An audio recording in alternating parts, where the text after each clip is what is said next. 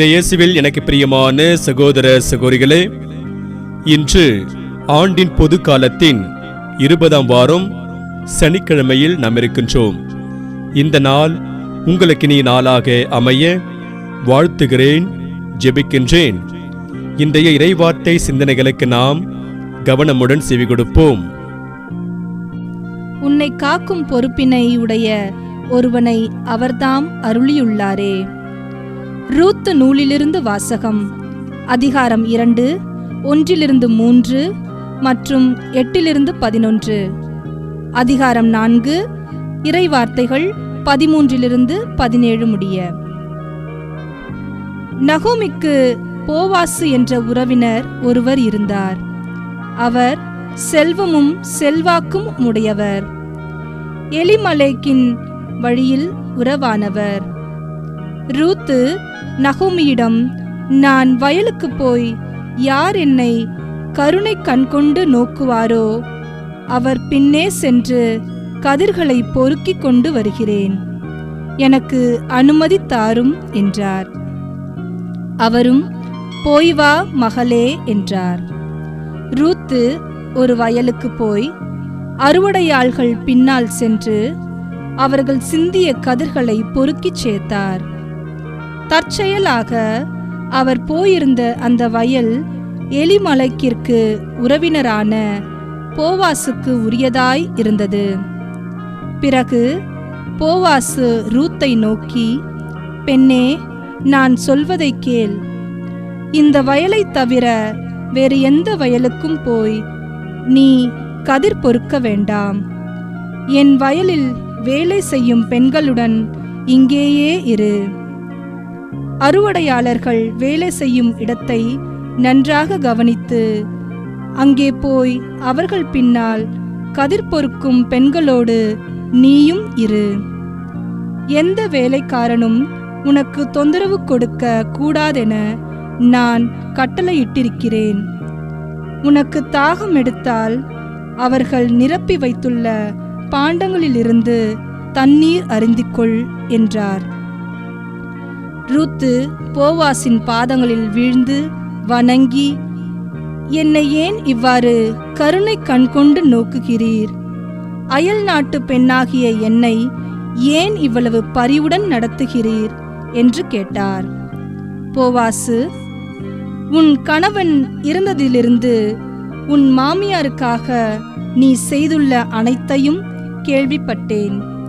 உன் தந்தையையும் தாயையும் சொந்த நாட்டையும் துறந்துவிட்டு முன்பின் தெரியாத ஓர் இனத்தாருடன் வாழ நீ வந்திருப்பது எனக்கு தெரியும் என்றார். இவ்வாறு போவாசு தாம் சொன்னபடியே ரூத்தை தம் வீட்டுக்கு அழைத்து சென்று அவரை மணந்து கொண்டார். அவர்கள் கூடி வாழ்ந்தபோது அவர் கருத்தரிக்க ஆண்டவர் அருள் கூர்ந்தார். ரூத்து ஓர் ஆண்மகவை பெற்றெடுத்தார். ஊர் பெண்கள் நகோமியை பார்த்து, ஆண்டவர் திருப்பெயர் போற்றி போற்றி, உன்னை காக்கும் பொறுப்பினை உடையான் ஒருவனை அவர்தாம் அருளியுள்ளாரே. இஸ்ரேலில் அவனது பெயரும் புகழுடன் ஓங்கி திகழுவதாக. புது வாழ்வு உனக்கு அன்னவன் தருவான், முதுமையில் உனக்கு அன்னமும் அளிப்பான். உன் பால் கொண்ட அன்பால் உனக்கு மைந்தர் 70 மேலாய் விளங்கும். மருமகள் அவனை ஈன்றவள் அன்றோ என்று வாழ்த்தினார்கள். நகோமி குழந்தையை கையில் எடுத்து மார்போடு அணைத்து கொண்டார். அவரே அதை பேணி வளர்க்கும் தாயானார். சுற்றுப்புற பெண்கள் நகோமிக்கு ஒரு மகன் பிறந்துள்ளான் என்று சொல்லி அவனுக்கு ஒபேது என்று பெயரிட்டார்கள். அவனே தாவீதின் தந்தையான ஈசாயின் தந்தை. ஆண்டவரின் அருள்வாக்கு. இறைவனுக்கு நன்றி. பதிலுரை பாடல். திருப்பாடல் 128. பல்லவி. ஆண்டவருக்கு அஞ்சி நடப்பவர் ஆசி பெற்றவராயிருப்பார். ஆண்டவருக்கு அஞ்சி அவர் வழிகளில் நடப்போர் பேறு பெற்றோர். உமது உழைப்பின் பயனை நீர் உண்பீர். நீர் நற்பேரும் நலமும் பெறுவீர். பல்லவி. ஆண்டவருக்கு அஞ்சி நடப்பவர் ஆசி பெற்றவராயிருப்பார். உம் இல்லத்தில் உம் துணைவியார் கனிதரும் திராட்சை கொடி போல் இருப்பார். உண்ணும் இடத்தில் உம் பிள்ளைகள் ஒலிவக் கன்றுகளைப் போல் உம்மை சூழ்ந்திருப்பர். பல்லவி. ஆண்டவருக்கு அஞ்சி நடப்பவர் ஆசி பெற்றவராயிருப்பார். ஆண்டவருக்கு அஞ்சி நடக்கும் ஆடவர் இத்தகைய ஆசி பெற்றவராயிருப்பார். ஆண்டவர் சீயோனிலிருந்து உமக்கு ஆசி வழங்குவாராக. உம் வாழ்நாள் எல்லாம் நீர் எருசலேமின் நல்வாழ்வை காணும்படி செய்வாராக. பல்லவி. ஆண்டவருக்கு அஞ்சி நடப்பவர் ஆசி பெற்றவராய் இருப்பார். அல்லேலூயா, அல்லேலூயா. உங்கள் தந்தை ஒருவரே, அவர் விண்ணகத்தில் இருக்கிறார். ஏனெனில் கிறிஸ்து ஒருவரே உங்கள் ஆசிரியர். அல்லேலூயா. ஆண்டவரே, நற்செய்தியை தகுந்த விதத்தில் எடுத்து சொல்ல என் உள்ளத்தையும் உதட்டையும் தூய்மையாக்கும். ஆண்டவர் உங்களோடு இருப்பாராக, உம் ஆன்மாவோடும் இருப்பாராக. தூய மத்தேயு எழுதிய பரிசுத்த நற்செய்தியிலிருந்து வாசகம். ஆண்டவரே, மாட்சி உமக்கே. மத்தேயு நற்செய்தி அதிகாரம் 23 இறை வார்த்தைகள் 1-12 முடிய. அக்காலத்தில் இயேசு மக்கள் கூட்டத்தையும் தம் சீடரையும் பார்த்து கூறியது: மறைநூல் அறிஞரும் பரிசேயரும் மோசேயின் அதிகாரத்தை கொண்டிருக்கின்றனர். ஆகவே அவர்கள் என்னென்ன செய்யும்படி உங்களிடம் கூறுகிறார்களோ அவற்றையெல்லாம் கடைபிடித்து நடந்து வாருங்கள். ஆனால் அவர்கள் செய்வது போல நீங்கள் செய்யாதீர்கள். ஏனெனில் அவர்கள் சொல்வார்கள், செயலில் காட்டமாட்டார்கள். சுமத்தற்குரிய பலுவான சுமைகளை கட்டி மக்களின் தோளில் அவர்கள் வைக்கிறார்கள். ஆனால் அவர்கள் தங்கள் விரலால் தொட்டு அசைக்கக்கூட முன்வரமாட்டார்கள். தாங்கள் செய்வதெல்லாம் மக்கள் பார்க்க வேண்டும் என்றே அவர்கள் செய்கிறார்கள். தங்கள் மறைநூல் வாசக பட்டைகளை அகலமாக்குகிறார்கள். அங்கியின் குஞ்சங்களை பெரிதாக்குகிறார்கள். விருந்துகளில் முதன்மையான இடங்களையும் தொழுக கூடங்களில் முதன்மையான இருக்கைகளையும் விரும்புகின்றார்கள். சந்தை வெளிகளில் மக்கள் தங்களுக்கு வணக்கம் செலுத்துவதையும் ரபி என அழைப்பதையும் விரும்புகிறார்கள். ஆனால் நீங்கள் ரபி என அழைக்கப்பட வேண்டாம். ஏனெனில் உங்களுக்கு போதகர் ஒருவரே. நீங்கள் யாவரும் சகோதரர் சகோதரிகள். இம்மண்ணுலகில் உள்ள எவரையும் தந்தை என நீங்கள் அழைக்க வேண்டாம். ஏனெனில் உங்கள் தந்தை ஒருவரே, அவர் விண்ணகத்தில் இருக்கிறார். நீங்கள் ஆசிரியர் எனவும் அழைக்கப்பட வேண்டாம். ஏனெனில் கிறிஸ்து ஒருவரே உங்கள் ஆசிரியர். உங்களுள் பெரியவர் உங்களுக்கு தொண்டராக இருக்க வேண்டும். தம்மைத்தாமே உயர்த்துகிறவர் எவரும் தாழ்த்து பெறுவர். தம்மைத்தாமே தாழ்த்துகிறவர் எவரும் உயர்த்த பெறுவர். ஆண்டவரின் அருள்வாக்கு. கிறிஸ்துவே உமக்கு புகழ். நற்செய்தி வாக்கினால் என்னுடைய பாவங்கள் அகல்வதாக. ஆமென். உம் துணவியார் கனித்தரும் திராட்சை கொடி போல் இருப்பார். இறையேசுவில் எனக்கு பிரியமான சகோதர சகோதரிகளே, நகரில் இருந்த ஒரு பெயர் போன உணவகம் அது. அதில் ஓர் ஆணும் பெண்ணும் சாப்பிட சென்றனர்.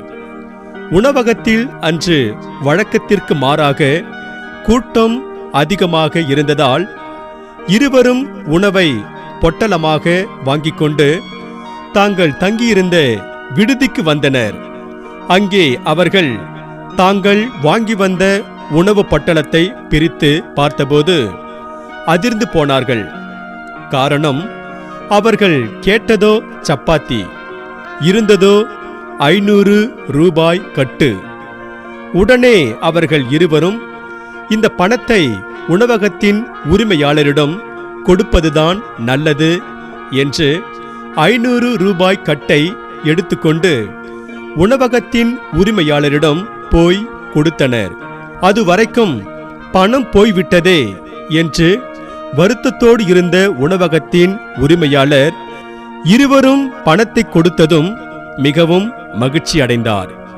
மேலும் அவர், இன்றைய காலகட்டத்தில் உங்களைப் போல நேர்மையாளர்களை காண்பது அரிதிலும் அரிது.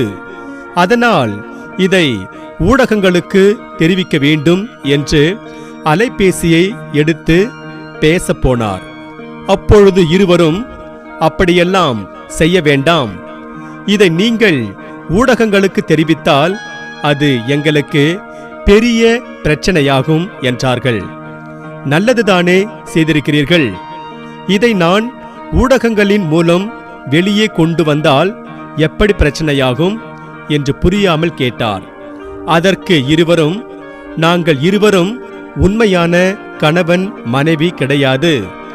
இவர் ஒருவரை திருமணம் செய்திருக்கிறார், நான் வேறொருவரை திருமணம் செய்திருக்கிறேன் என்றார்கள். இதை கேட்டதும் உணவகத்தின் உரிமையாளருக்கு மயக்கம் வந்துவிட்டது.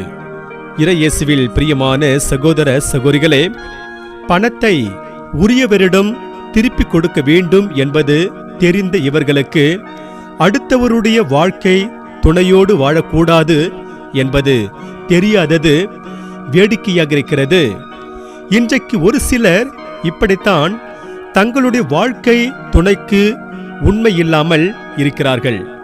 இத்தகைய சூழ்நிலையில் இன்று நாம் பாடக்கேட்ட பதிலுரை பாடல், ஆண்டவருக்கு அஞ்சி வாழும் ஆடவரின் துணவியார் கனித்தரும் திராட்சை கொடி போல் இருப்பார் என்று கூறுகிறது. அதை பற்றி நாம் சிந்தித்து பார்ப்போம். இஸ்ரேலின் பொருளாதார வளர்ச்சியில் 2 பொருட்கள் முக்கிய இடம் வகித்தன. ஒன்று திராட்சை ரசம், இன்னொன்று ஒலிவ எண்ணெய்.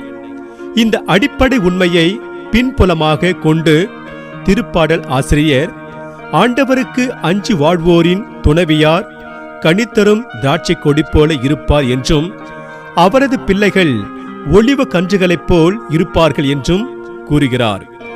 ஒவ்வொருவரும் ஆண்டவருக்கு அஞ்சி வாழ்ந்து அவர் வழி நடக்க வேண்டும்.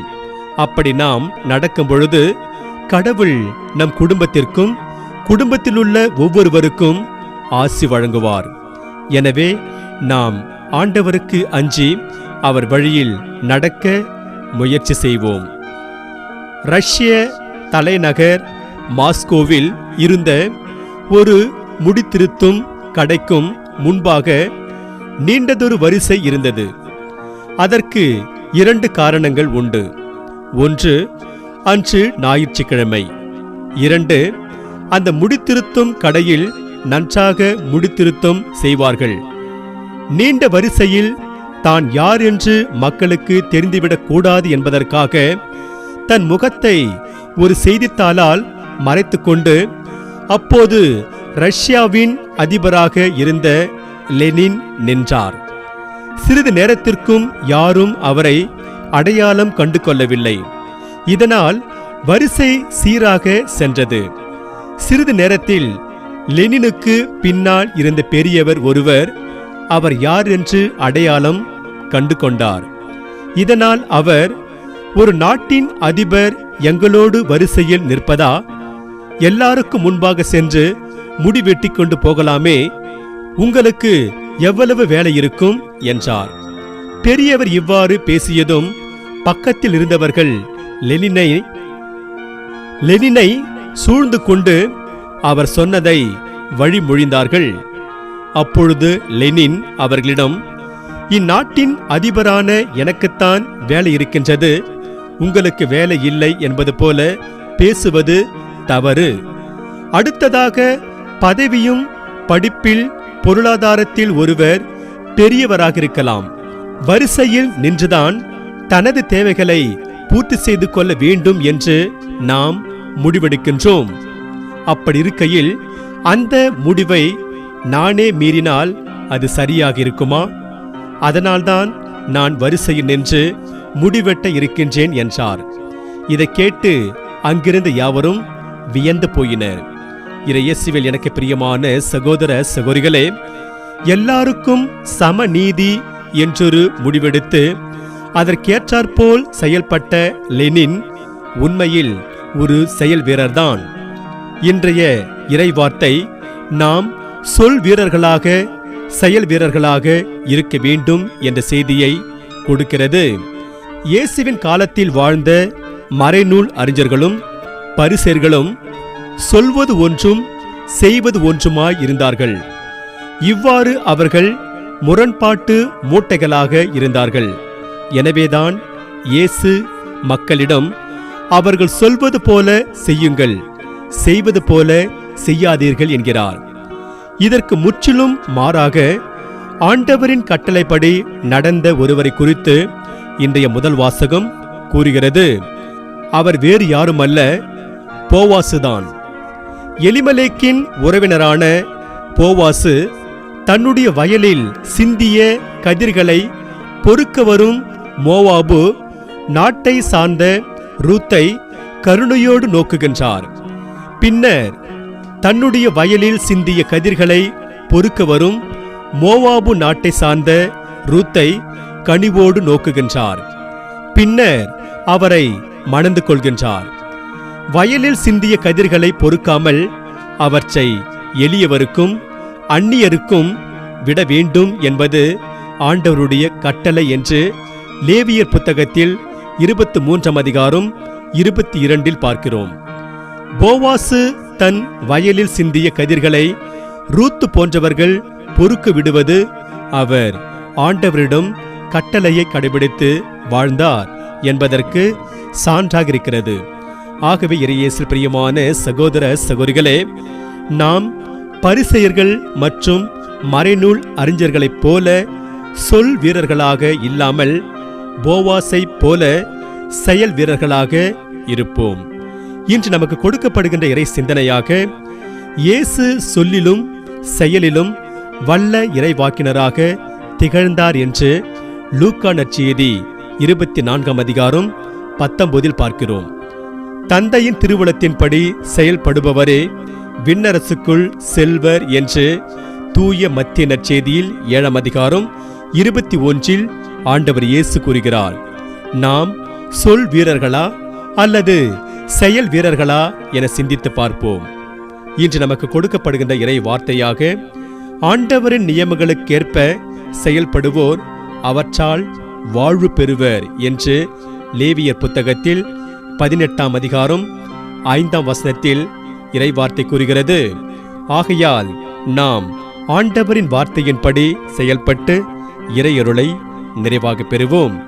இறைவன் உங்கள் அனைவரையும் நிறைவாக ஆசீர்வதிப்பாராக. ஆமென்.